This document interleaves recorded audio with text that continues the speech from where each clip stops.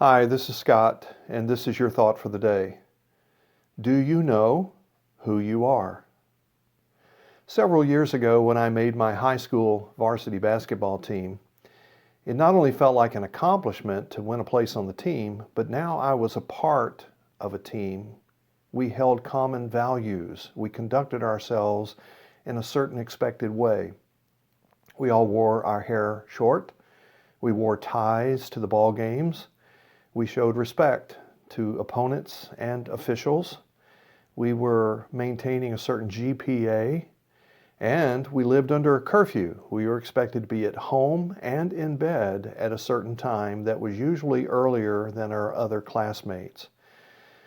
Now, of course, these things are somewhat superficial and today probably sound pretty old school. At that time, they were esteemed and honored. You know, Jesus followers also have a very clear sense of identity.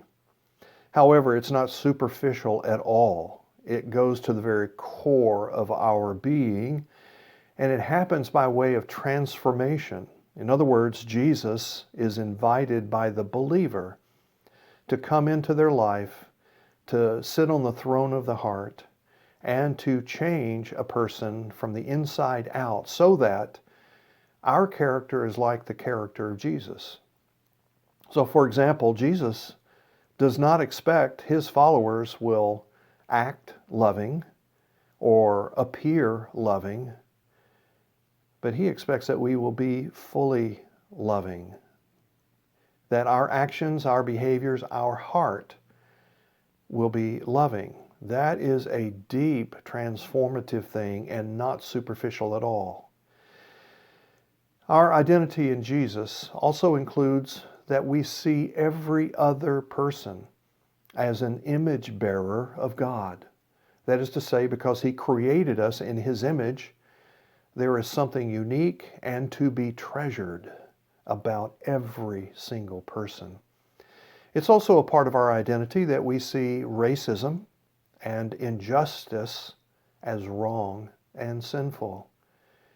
It's also a part of our identity that we work to bring good news to people disconnected from God and from each other in ways that they can know wholeness and reconciliation.